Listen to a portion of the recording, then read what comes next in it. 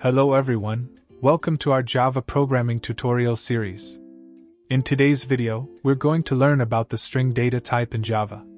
We'll cover what a string is, when to use it, and walk through some practical examples. By the end of this video, you'll have a solid understanding of how to use string in your Java programs. Let's start. What is a string? In Java, a string is an object that represents a sequence of characters. It is used to store text and is one of the most commonly used data types in Java. Unlike the char data type, which can hold a single character, a string can hold multiple characters. To declare a string variable, you use the string keyword followed by the variable name. Let's practice and see examples for understand.